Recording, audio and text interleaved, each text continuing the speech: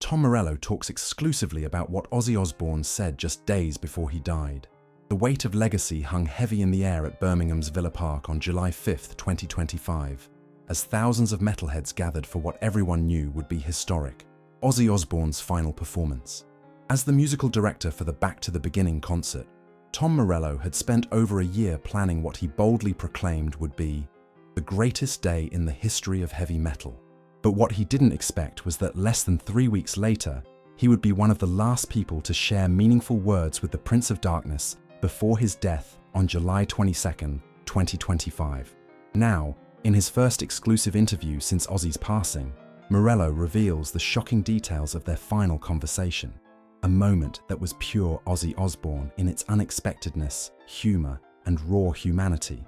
The exchange, which lasted only minutes, has haunted the Rage Against the Machine guitarist and provided him with both closure and profound grief as he processes the loss of one of his greatest musical heroes.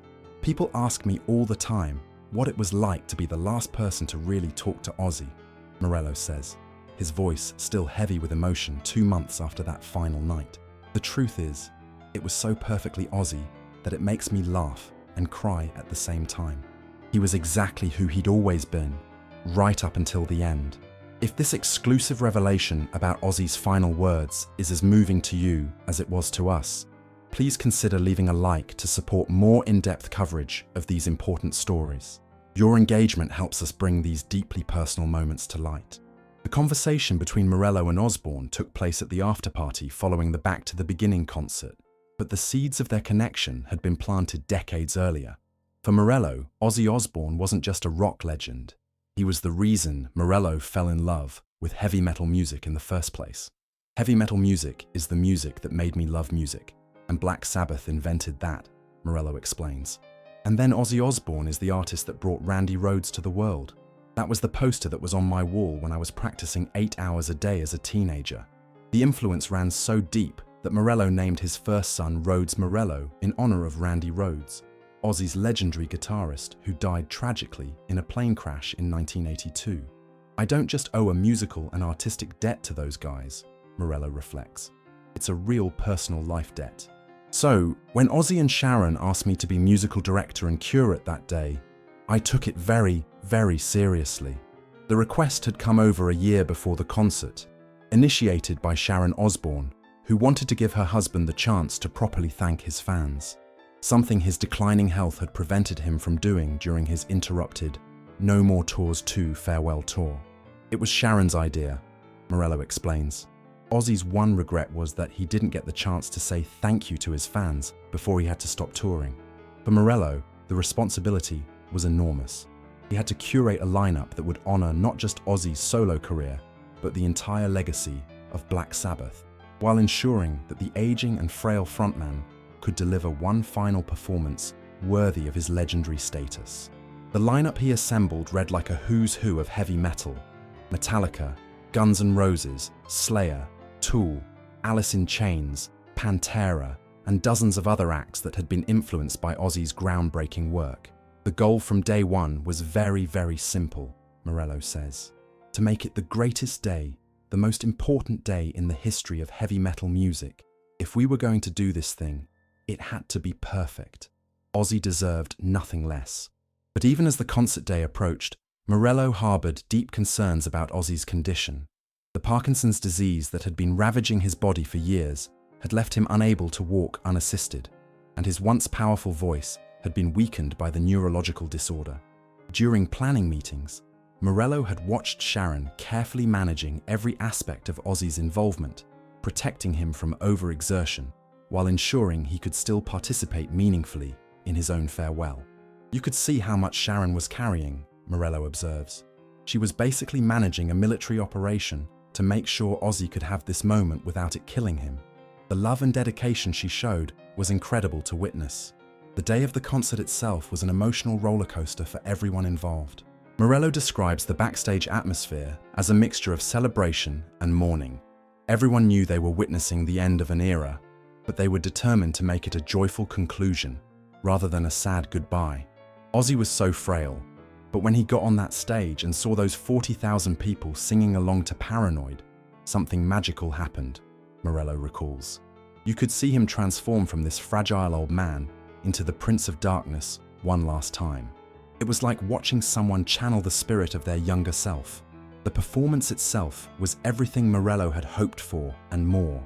Despite having to remain seated on his distinctive bat-shaped throne, Ozzy delivered vocals that reminded everyone why he was considered the godfather of heavy metal.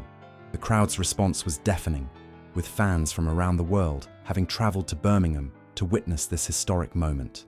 When he sang Iron Man and the entire stadium was singing along, I had tears in my eyes, Morello admits. This was what rock and roll was supposed to be about, this connection between artist and audience, this shared experience of pure emotion and energy.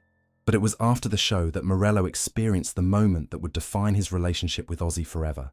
The concert had ended, the crowds had dispersed, and the after-party was in full swing when an unexpected encounter changed everything.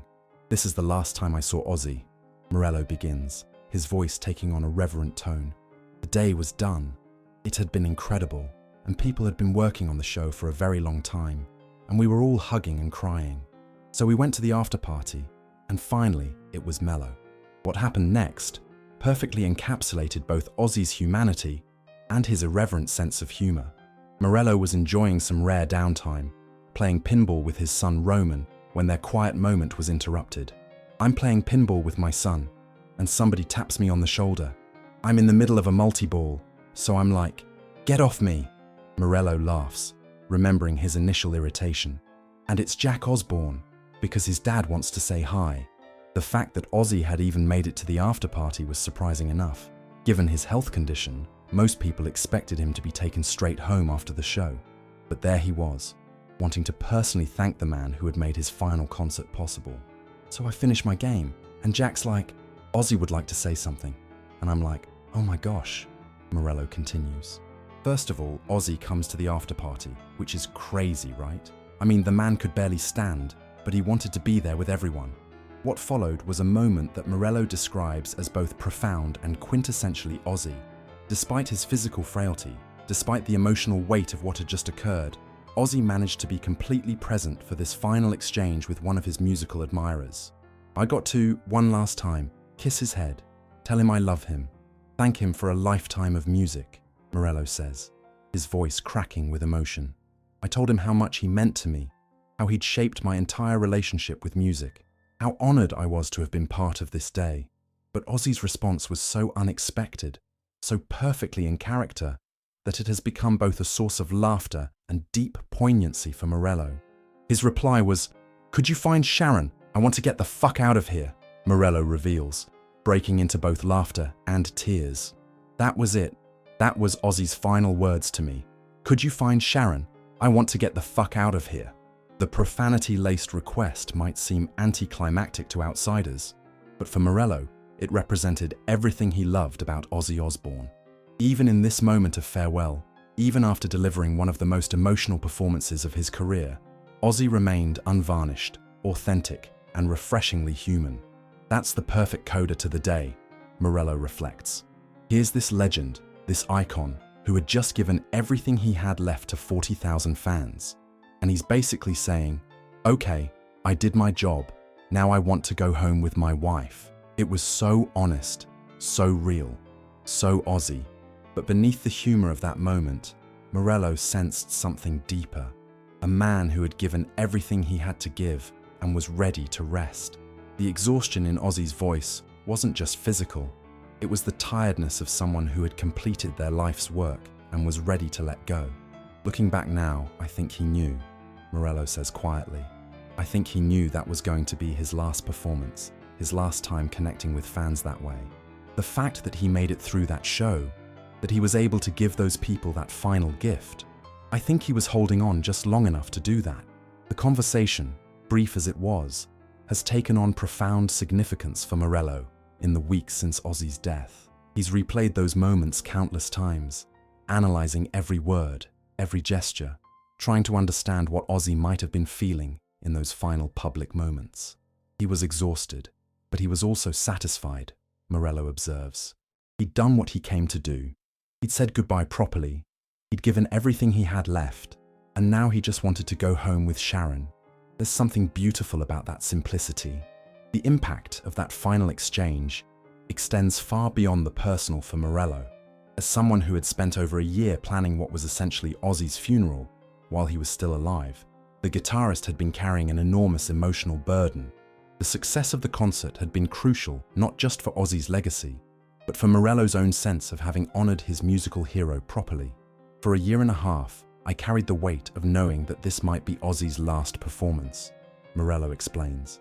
I knew that if we screwed it up, if something went wrong, that would be how people remembered him. But that final conversation, even though it was just him wanting to find Sharon and go home, it told me that we'd done right by him. The concert had indeed been everything Morello had promised it would be. Reviews called it one of the greatest metal shows of all time, a fitting farewell to a legend who had defined the genre for over 5 decades. But for Morello, the real validation came in those few words from Ozzy himself. He didn't need to thank me or give me some profound statement about legacy or music, Morello reflects. The fact that he was comfortable enough to just be himself, tired, ready to go home, wanting his wife, that told me everything I needed to know. We'd given him a safe space to be Ozzy one last time. The planning for the concert had revealed aspects of Ozzy's character that even longtime fans rarely got to see. Despite his reputation as the wild man of rock, Morello found him to be thoughtful, considerate, and deeply concerned about giving his fans a worthy farewell. During the planning stages, whenever we'd talk about the set list or the arrangements, Ozzy's first question was always, "Will the fans like this?" Morello remembers. He wasn't thinking about his legacy or how history would remember him. He was thinking about the people who had supported him for 50 years and whether they would feel like this show was a proper thank you. That devotion to his fans was evident throughout the concert itself. Despite his physical limitations, despite the obvious effort it took to perform, Ozzy never gave less than everything he had. The bat-shaped throne that Sharon had designed for him became an iconic image, the Prince of Darkness holding court one final time, surrounded by the metal royalty he had inspired. Watching him perform Crazy Train from that throne was one of the most moving things I've ever witnessed, Morello says.